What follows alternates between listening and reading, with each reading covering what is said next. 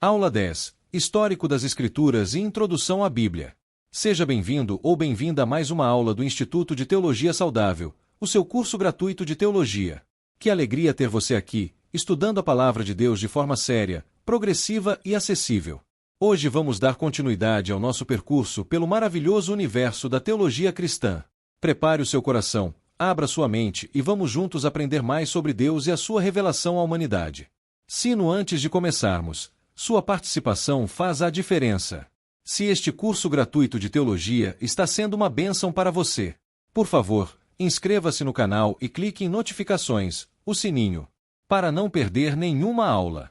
Compartilhe este curso com amigos, familiares, líderes e membros da sua igreja. É totalmente gratuito e pode transformar vidas. Taxinha, leia a descrição do vídeo. Lá você encontrará indicações de canais e conteúdos cristãos, teológicos e de liderança cuidadosamente selecionados. 1. Apresentação da aula. Bem-vindo a mais uma aula do Instituto de Teologia Saudável. Hoje vamos abordar um tema que nos aproxima das próprias raízes da nossa fé: a história das Escrituras Sagradas, como a Bíblia foi escrita, preservada, transmitida e traduzida ao longo dos séculos. Ao entender esse percurso extraordinário, nossa confiança na Palavra de Deus se fortalece, pois percebemos que o Deus que inspirou as Escrituras também as preservou através dos séculos com fidelidade e cuidado providencial. 2. Os idiomas originais. A Bíblia foi escrita em 3 idiomas: hebraico, aramaico e grego. O Antigo Testamento foi escrito predominantemente em hebraico, a língua do povo de Israel, escrita da direita para a esquerda. Apenas alguns poucos textos foram escritos em aramaico, a língua do Oriente Próximo que se tornou predominante durante o período do exílio babilônico. O Novo Testamento foi escrito originalmente em grego koiné, o grego popular internacional que era a língua mais amplamente utilizada no mundo mediterrâneo da época de Cristo. Os originais da Bíblia são a base para a elaboração de uma tradução confiável das Escrituras. Contudo, não existe nenhum manuscrito original autógrafo, ou seja, nenhum documento escrito pela própria mão dos autores bíblicos. Todos os autógrafos se perderam. O que temos são cópias de cópias, mas cópias extraordinariamente bem preservadas e atestadas por milhares de manuscritos. Para a tradução do Antigo Testamento, usa-se a Bíblia Stuttgartensia, publicada pela Sociedade Bíblica Alemã. Para o Novo Testamento, usa-se De Grey New Testament, editado pelas Sociedades Bíblicas Unidas. 3. O Antigo Testamento em hebraico. Muitos séculos antes de Cristo, escribas, sacerdotes, profetas, reis e poetas do povo hebreu mantiveram registros de sua história e de seu relacionamento com Deus. Esses registros foram copiados inúmeras vezes e passados de geração em geração. Com o tempo, foram reunidos nas 3 grandes coleções do cânon hebraico: a Lei, os 5 primeiros livros, os profetas, incluindo Isaías, Jeremias, Ezequiel, os 12 profetas menores e os livros históricos de Josué, Juízes, Samuel e Reis, e as Escrituras, Salmos, Provérbios, Jó, Ester, Cantares, Rute, Lamentações, Eclesiastes, Daniel, Esdras, Neemias e Crônicas. Os livros do Antigo Testamento eram escritos em longos pergaminhos confeccionados em pele de cabra e copiados com extremo cuidado pelos escribas. Uma descoberta arqueológica notável aconteceu em 1947. Um pastor beduíno encontrou os manuscritos do Mar Morto nas cavernas de Qumran. Entre esses manuscritos, estava uma cópia quase completa do livro de Isaías, datada de cerca de 100 a.C., aproximadamente 1000 anos mais antiga do que os manuscritos hebraicos até então disponíveis. Quando estudiosos compararam essa cópia com o texto padrão do Antigo Testamento hebraico, as diferenças eram mínimas, uma confirmação espantosa da fidelidade da transmissão textual. 4. O Novo Testamento em grego. Os primeiros manuscritos do Novo Testamento que chegaram até nós são algumas das cartas do apóstolo Paulo, destinadas a pequenos grupos de crentes em diversas cidades do Império Romano. Essas cartas foram preservadas com cuidado, amplamente copiadas e circularam rapidamente entre as igrejas. Em seguida, vieram os Evangelhos, escritos para registrar o testemunho dos primeiros discípulos sobre a vida e os ensinamentos de Cristo.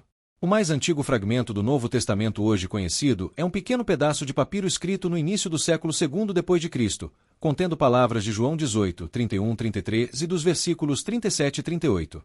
Nos últimos 100 anos, descobriu-se uma quantidade considerável de papiros contendo partes do Novo Testamento. No século IV depois de Cristo, os 2 mais antigos manuscritos completos da Bíblia em grego foram escritos, o Codex Sinaiticus e o Codex Vaticanus, que contém quase a totalidade da Bíblia em grego. 5. A primeira tradução, a Septuaginta. A primeira grande tradução da Bíblia foi elaborada entre 200 e 300 anos antes de Cristo. Como os judeus que viviam no Egito, especialmente em Alexandria, já não compreendiam o hebraico, o Antigo Testamento foi traduzido para o grego.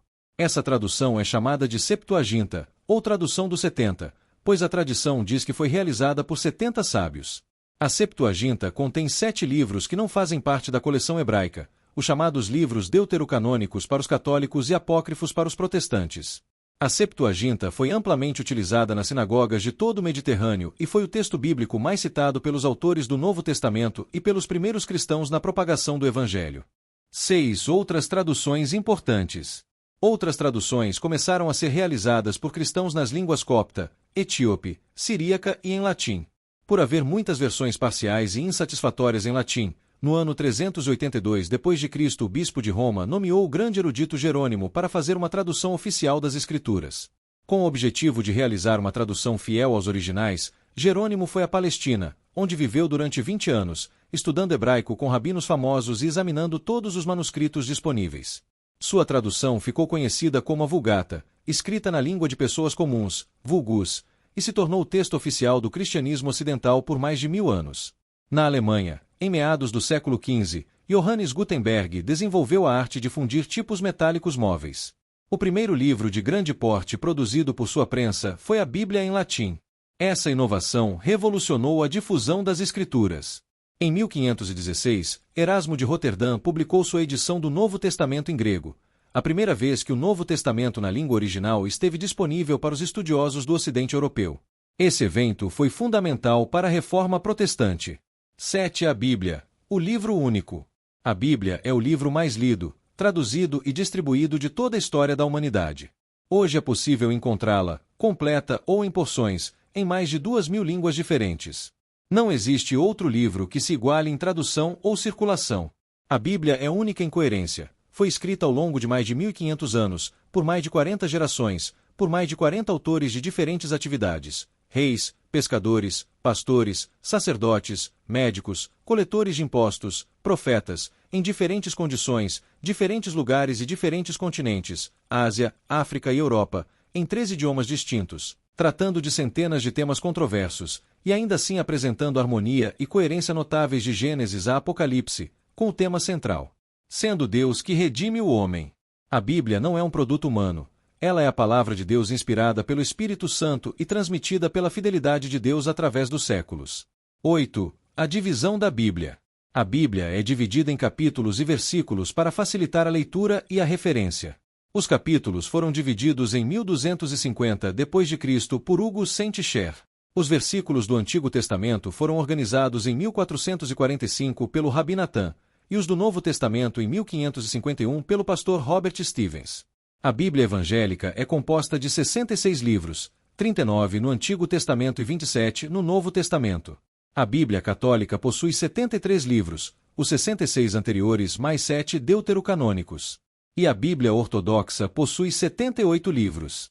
Os protestantes chamam os 7 livros adicionais de apócrifos, não por considerá-los falsos, mas por não reconhecê-los como tendo a mesma autoridade divina dos 66 livros canônicos. 9. Características do cânon. O cânon, do grego cânon, que significa cana, régua, é o conjunto dos livros que a Igreja reconhece como genuínos e inspirados por Deus.